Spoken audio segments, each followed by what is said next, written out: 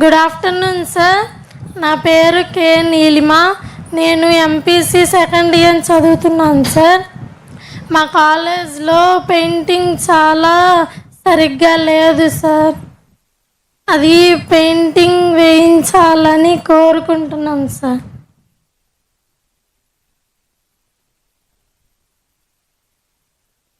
చెల్లి, ఒక ఐడియా వచ్చింది. మీకు పెయింట్ బ్రష్, పెయింటింగ్ కొనిస్తా. పెయింటింగ్ మీరు వేస్తారా?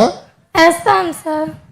అంటే ఇప్పుడు ఎగ్జామ్లోనే మన మేడం గారు ఒప్పుకోరు, కృతిక మేడం గారు ఒప్పుకోరు. సార్ ఎగ్జామ్స్ ఉన్నాయి, మమ్మల్ని ఇబ్బంది పెట్టొద్దు అంటారు.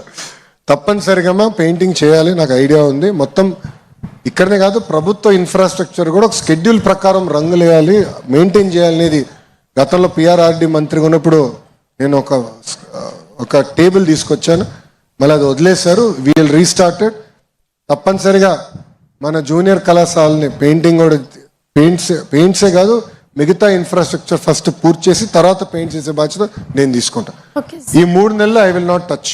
ఈ 3 నెలలు వదిలేస్తాను. ఎందుకంటే మీరు ప్రిపేర్ అవ్వాలి. ఎగ్జామ్స్ వస్తూనే మీ మైండ్ నేను డివైడ్ చేయదలుచుకోలేదు.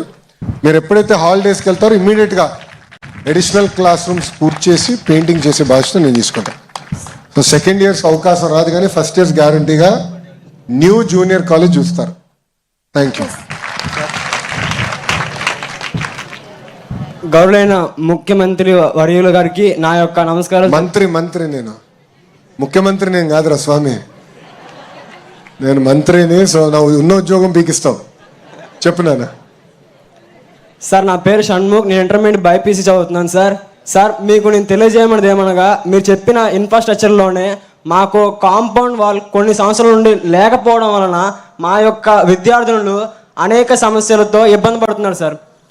సార్ అందుమూలన మాకు సంరక్షణ అనేది లోపిస్తుంది సార్. మీరు ఒకవేళ కాంపౌండ్ వాల్ని శాంక్షన్ చేయించి నిర్మాణం చేసినట్లయితే, మీరు నిర్మించేది కాంపౌండ్ వాల్ కదా సార్, మా యొక్క బంగారు భవిష్యత్తు అని మేము భావిస్తున్నాం సార్. మరొక చిన్న విషయం ఏంటంటే, ఇప్పుడు మన కళాశాల పక్కనే సంక్షేమ హాస్టల్ ఉంది సార్, బాలికల వసతి గృహం. అంటే బ్యాక్ సైడ్ మొన్న వరదల కారణంగా అది వెనక వైపు, మన స్టేజ్ వెనక వైపే చాలా విధంగా ప్రభావితం పడింది సార్.